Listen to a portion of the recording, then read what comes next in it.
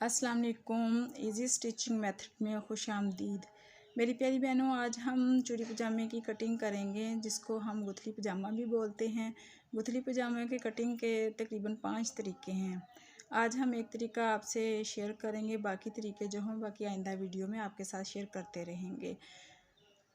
गुथली पजामे के लिए हमें बार के रुख कपड़े को फोल्ड करके पजामे की लंबाई लेनी है। उसके बाद हमें ऊपर से आसन की लंबाई लेनी है।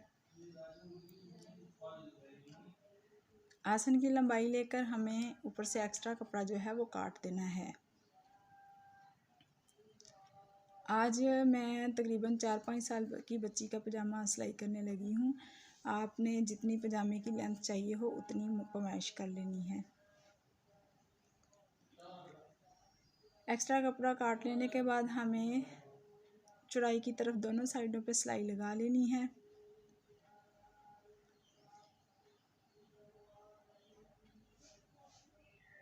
सिलाई लगाने के बाद हमें सिलाई को ऊपर से नीचे की तरफ लाते हुए तकरीबन 6-7 इंच का गैप छोड़ना है। फिर हमें लंबाई के रुख सारा सिलाई लगाकर इस तरह गुथली की तरह बना लेना है।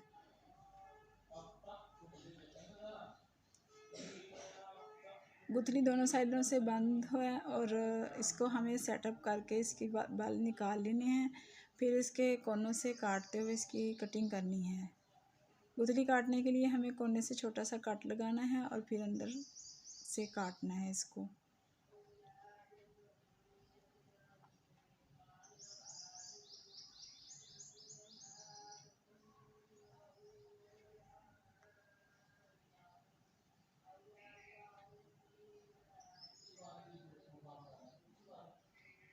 इसी तरह हमें गुथली को दूसरी तरफ से भी काट लेना है।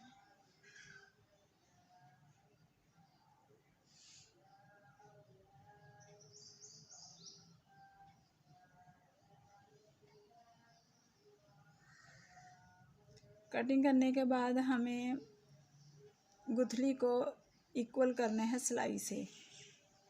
जितनी सिलाई हमारी ऊपर की तरफ आएगी उतनी हमारी नीचे की तरफ होगी। अब हमें लंबाई मापना है पजामे की। नेफे की फोल्डिंग और आसन की पोंचे की फोल्डिंग जो है उसको मापते हुए हमें लंबाई मापना है और नीचे से जितना पांचा रखना है उतना ही निशान लगाना है। तकरीबन मैं रख रही हूँ इसको 2.5-3 इंच के फासले पे। इसी तरह ऑपोजिट हमें लंबाई मापनी है इसकी। ये ऑपोजिट लंबाई मापने के बाद इसी तरह इसका निशान इस तरफ लगाना है। अब इन पोंचे के निशानों को आपस में मिला लेना है।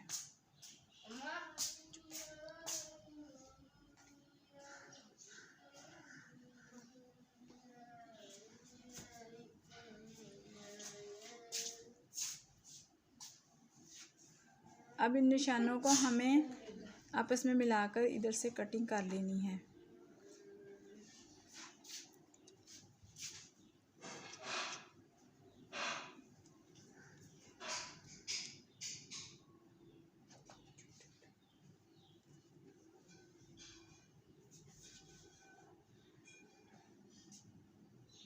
कटिंग करने के बाद हमें दोनों पोंचों को ऊपर नीचे इस तरह रख लेना है और फिर इसका घेर मापना है। सिलाई की गुंजाइश छोड़ते हुए हमें घेर मापना है। उसके बाद इसकी आसन की लंबाई को मापना है।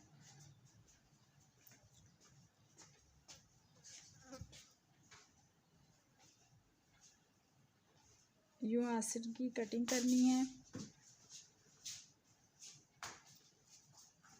उसके बाद हमें जितना पोंचा रखना है उसकी पैमाइश करके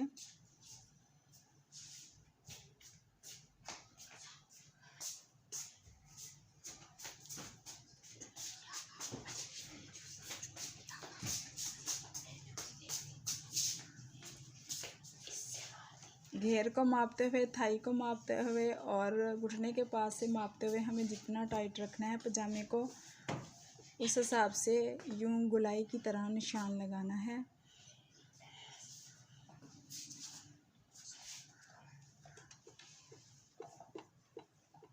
फिर इन निशानों को आपस में लाते हुए कटिंग कर देनी है।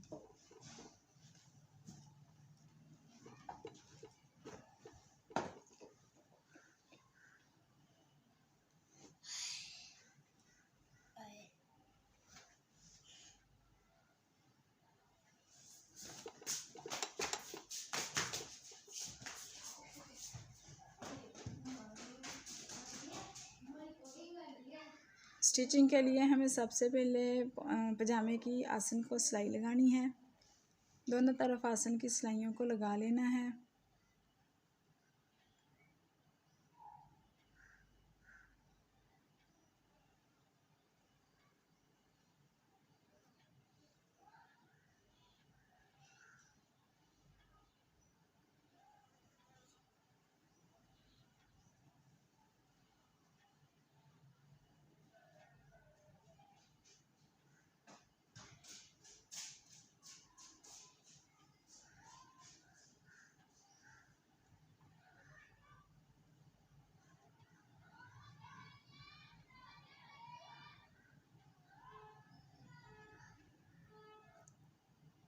मेरी बहनों, अगर आपको हमारी वीडियो पसंद आए तो हमें आप लाइक, शेयर और सब्सक्राइब ज़रूर कीजिएगा।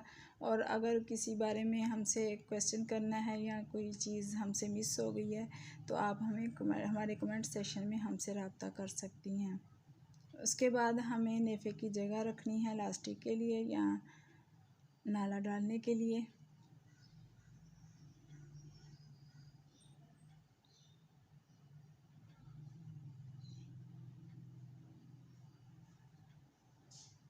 अब नेफे की फोल्डिंग करनी है।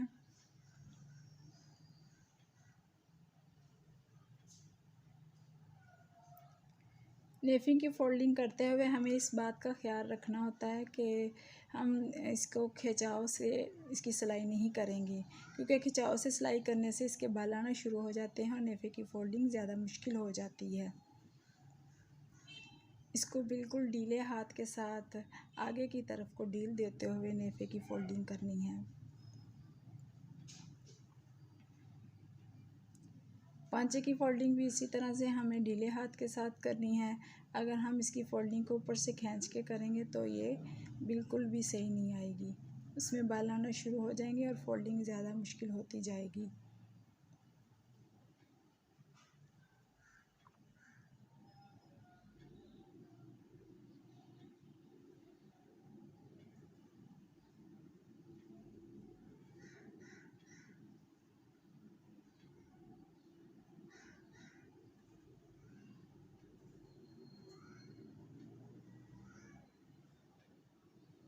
अब हमें पांचे से फिटिंग की सिलाई लगानी है। पांचे से हम थोड़ा लूज़ सिलाई स्टार्ट करेंगे आगे से, फिर हम अपनी फिटिंग के मुताबिक टाइट कर लेंगे। इस तरह पांचा से पहनते हुए हमें आसानी रहती है।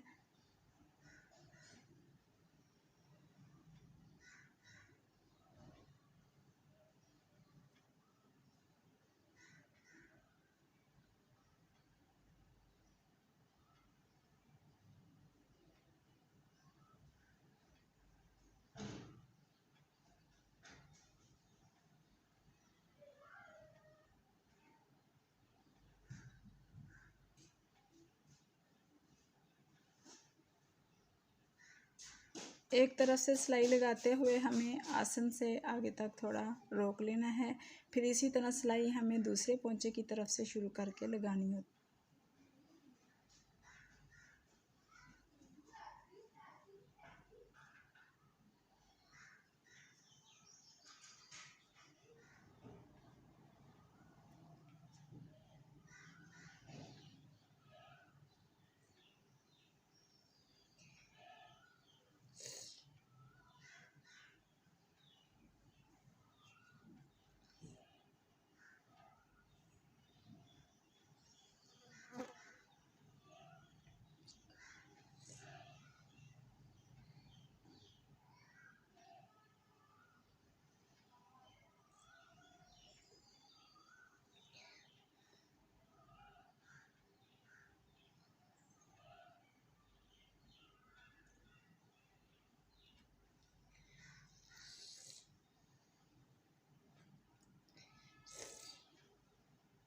यूँ सिलाई के बाद हमें अंदर की तरफ छोटे छोटे कट लगाने हैं।